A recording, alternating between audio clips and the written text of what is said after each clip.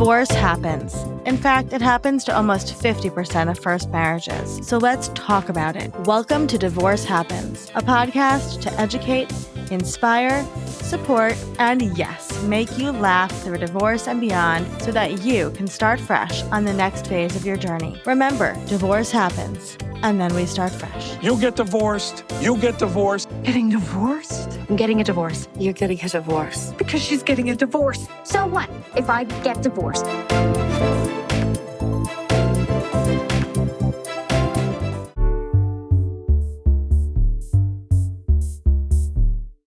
Hello, and welcome to Divorce Happens, the podcast where we educate, inspire, and guide you through divorce and beyond, because divorce happens and then we start fresh. And we are here today with one of our amazing experts, Jenn Wert. Jenn Wert is a parent coach. Jenn, can you tell us a little bit about what you do? Sure. Thanks for having me, Olivia. I'm a parent coach, a conscious parent coach. So I work with families across America who have kiddos ages 2 to 12. So the preschool, elementary school years. And I help them work on prioritizing connection and authenticity in their relationships so that during those foundational years, they are really laying the tracks for a trusting and open relationship with their children so that they enter adolescence with more ease and more connection. Which is so important, especially when it comes to divorce, right? Because so much of divorce within the family system is restructuring and figuring out new strategies, which is why we're super excited to have you here today. So one of the topics I was really excited to have you on for is really exploring those conscious parenting techniques that can help you keep that connection strong, right, with your child during these kind of like really transitional times for a family, especially, with divorce or, I know whatever you say today could really be applied to so many different topics. But speaking specifically about divorce, what would you say, Jenn, if a parent is listening to this and, we know with divorce, the parent themselves are going through so much stuff, but you don't want to leave your kids behind. They know what's happening in the household, right? So what would you say to kind of kick off like this conscious parenting strategy of keeping that connection strong with your kiddo during this time? Yeah, I appreciate the question because we are always, as adults, managing and navigating our own lives while we are parenting, right, simultaneously. And when we add divorce with the restructure and the emotional toll it takes, there's just a whole other layer on top of both of those um, intentions and projects. And so in keeping connection here front of mind through divorce and in setting up a new rhythm, a new home environment, a new normal, it's really important to be intentional about the language that you use with your children around the divorce, around this next chapter looking forward, right? But at the same time, being really authentic with them, Right. developmentally appropriate, in a developmentally appropriate ways. But I do think that it's very helpful to realize, as you alluded to, that the kids they know so much more than you've told them. Yeah. Kids are so wise and intuitive, and they watch and take in everything. So it's not, some people think it's best to try to protect them or not share parts of what's actually happening. And this is a pretty general comment, right? But in my coaching, I find the more we get comfortable with being authentic with our children and naming things that might not comfortable to name, the more real our relationships are. And really also instead of focusing on what we're telling them, really bring in the light onto asking them questions, right? Asking them what they're wondering about, asking them how they're doing, asking them what they might like about the change or what they're nervous about or Mhm. is they don't like about it, right? Inviting in the getting comfortable in the uncomfortable together, parent child. Mm. Yeah. I love that, Jen. Okay, so many things to ask you here. I love that. I can say as somebody that went through this, Mm. when you go through a divorce with your kids, they see you in a different light, right? Maybe for the first time, right? You can't really hide when you're in a house with your kids so much when you're going through this stuff. So I love that you're saying that authenticity really fosters that deeper relationship with your kids because I felt that very strongly. Like my kids know me in a different way than they ever would because they lived through that with me. Wow. So, what are some like language choices or approaches to conversations that you can have? And it doesn't, you're right. Like you said, it has to be, age appropriate. We don't need to get into the nitty gritty, right? They don't need to know I'm calling the divorce lawyer and this, blah, blah, blah. But Yeah. like, what can you start to like approach kind of this time, these conversations? Let's just take, I'm going to just snapshot it. A lot of people listening to this probably have kids, I would say between 7 and 12 years old, right? So Mm. kind of looking at that age group, how would you approach these conversations? Yeah. Well, a couple of things come to mind. I got goosebumps when you shared that because I can relate. I've been a single mom since my daughter was 1. So Yeah. I've been through this and at Yep. very young age when it's a little less common, right? So I've Yep. been at this for a very long time in terms of my own parenting and then supporting other parents in this for almost 4 years now. I want to say 2 things in response to your question. One is that it's really important to hold the other parent um, in a positive light, Yes. right? Because your relationship with them it matters much less than your Yeah. children's relationship with them, actually. Yeah. And Yeah. that's so hard in the adult Yes. too, Yeah. right? Yep. Because we have to notice when we're triggered, that our own stuff comes out about our relationship with um, their other parent. And Yeah. really that's secondary.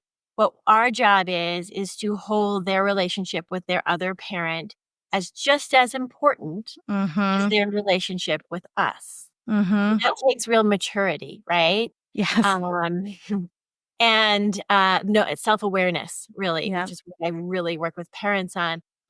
When can I catch myself sort of triggered and maybe Mhm. saying things using Yeah. like less derogatory or judgy because they feel all of that. Again, they're no dummies. They are Yep. tuned in. And so we wanna be really aware and catch ourselves, like, "Well, you know what? Your relationship with that parent" in our heads or Yep. is super important for you to have and to hold, and it's going to be different than your relationship with me, right? Yeah. So, really just naming that again and again, checking yourself with your language. Is there Mhm. judgment seeping out, or are my own feelings or hurt is that hurt woven into my conversations about Mm. their relationships? Because really we have to separate Yeah. theirs from ours. So Yeah. that first piece in our language, in our conversations, in our energy. Yeah. And that takes, as you know, a lot of self-awareness and presence. It does. It does. And which leads me to another question for you is especially as moms, I'm gonna say, we take on a lot of the emotional, right, brunt of everything in our children's lives. So what happens if our kid, is struggling to connect with us because they feel like we're the ones to blame or that and how do we not take that as a parent so sensitively, right? It's like, oh, like, no, this is gonna be the better thing for the family, but it doesn't feel like it right now, right? So I don't know. What would you say in that situation? Is that something that's obviously something the parent has to work on their side? But what happens? Like, how do we not let our own ego get in the way of our connection with our child? Well, there's the ultimate question of parenting. Just that little casual question, Jen. I mean, this is what the second part of what I was gonna say in the last question, so it's a perfect follow-up. Our job is to, as we hold boundaries, right? Yeah. Is to validate and empathize with our children's experience and emotion. Those go. Mhm. So it Mhm. is really our job. Their experience, I guarantee, and their emotions are not the same as ours. And so again, there's that little bit of separation. It's funny. I talk with parents about this all the time. We have to separate almost to connect more. Right? Mm. It's Yeah. very it's a dance that we do to not be enmeshed or projecting, right? We have to Yeah. allow for our children to have Well, right, it's like when we give birth to them, right? We have to let them be born so we can connect with them, right? yes, it starts from birth, right? That Yeah. letting go to be Yeah. really, really present with them. So honoring their experience, again, back to the question asking, how are we listening to them? How are we making Mm. room for their emotions, right? We have enough on our own going on, and yet we're called as parents to also make room and allow for our kids to have their own emotions, Yeah. their own experiences, and to listen to Yeah. them, validate them, not try to convince them of another thing or tell them, convince them it's going to be better. Yeah. Not really our job. It's Mm. just to create a space in our home and with us where all of their feelings are allowed, right? Mm. In the really uncomfortable ones, and Yeah. let them know that it's safe to have all those feelings. I think one thing that we're all working on, but especially when a family is um, separating and going through divorce, is there's a mix of emotion, right? There's Yeah. curiosity and giddiness about another house, right? I mean, Yep. and really grief and loss and sadness about Mhm. letting go Mhm. of an old way. And those are just two, but it's a Yeah. mixing pot of emotions. And we need to really allow for this in ourselves and Mhm. in each of our kiddos. Yeah. It's where the Yeah. work really begins. Yeah. I love that. So before we let you go, if you have a kid that, when you say ask them questions and really listen, that's not gonna look the same, right, for every relationship. So, what are some ways that we can connect with our kids that isn't just a traditional, like, let's sit down on the bed and, we're across the kitchen table, like, I'm sure you work with a lot of parents in a lot of different situations that have to connect in a lot of ways. I know, like, for our family, it's, driving and listening to music, or sometimes just, like, watching TV together, like, things will come up, right? So, if a parent's listening to this and they're like, "Look, Jen, I tried to talk to them and they're not getting it, they're not listening." What are some other ways you can connect? Yeah. Or they might ask them questions and the kids say, "Oh, I'm fine. Right, Thank you." exactly, Right. exactly. Yeah, Well, there are an infinite number of ways to connect. And it's not um, going to look always like it does in the movies, holding hands and skipping down the shoreline, yeah, right? yeah, yep. It's like you alluded to, it's much more fluid than that and Mm, personal and messy.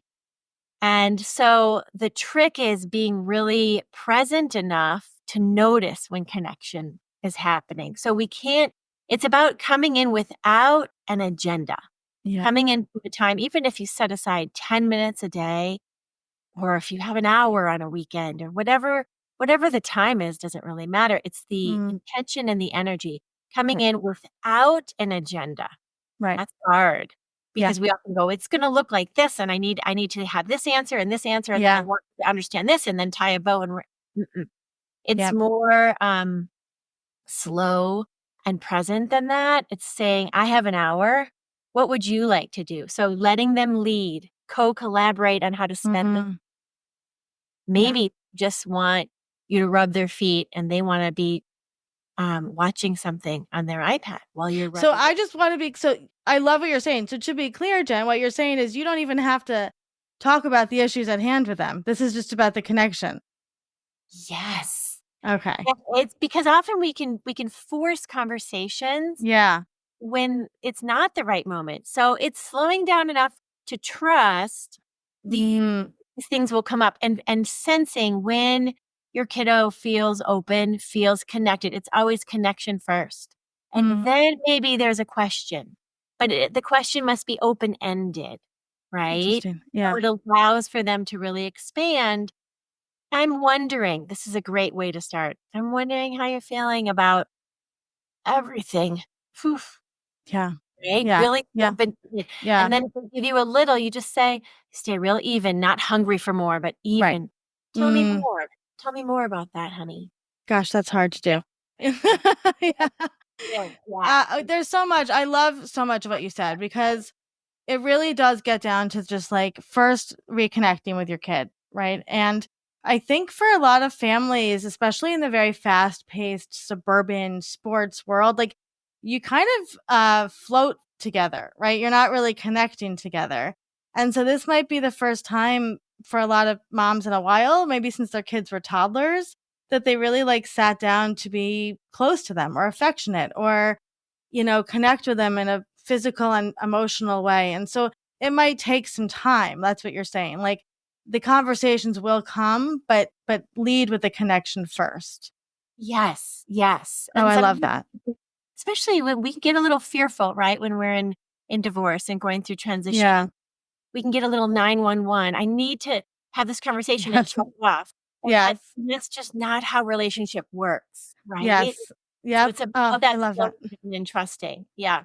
Yeah. Yeah, I love that. I hope that everybody rewinds and listens to this a few times because I think that what you said really could apply, like we said, to any issue, right? Like whether it's your kid going to middle school, whether it's your kid dating or driving or friend issues, right? Whatever it is, it's not just divorce. But I love all of that. So Jen, how do you work with people and where do you work with people and what does that look like?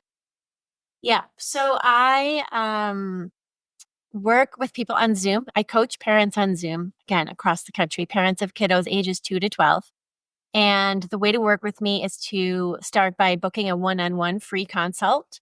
Go to my website, jennwert.com. Jen has 2 N's, JENNWERT.com. I think it'll be in the show notes. It will be in the show notes, absolutely. Yeah. And then jen.com/free dash consult. And let's hop on a call and talk about your family, what's happening with your Mm, family, talk about mhm. your parenting and your kiddos and see if it's a fit.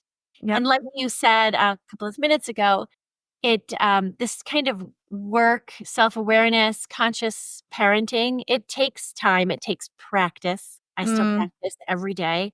So yes. I work with parents in a 3-month container, right? If we Okay. think it's a fit, Yeah, yeah. is I get on their team and we are invested and committed to 3 months working together.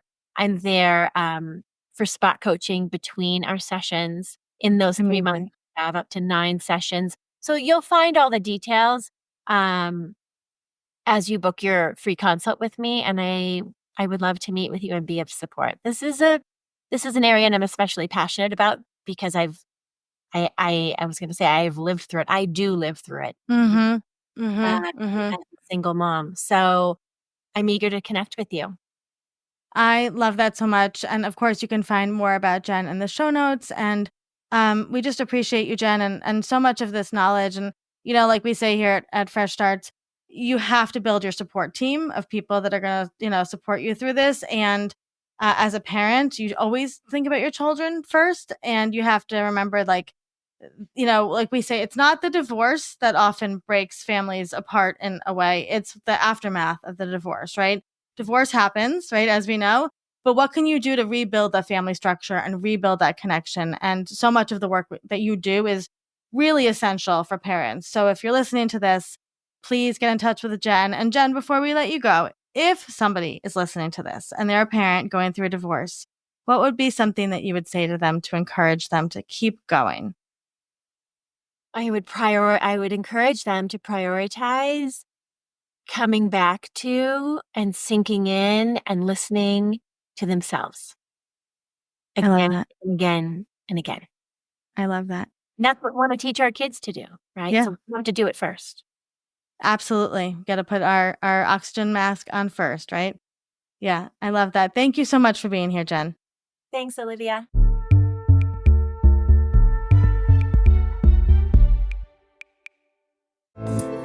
Divorce Happens is produced by Fresh Starts Registry, the only divorce registry platform for everything you need to begin again, including home items, hype team, and everything in between. Remember, divorce happens, and then we start fresh. We're here to support you before, during, and after divorce. Head to freshstartsregistry.com for more info.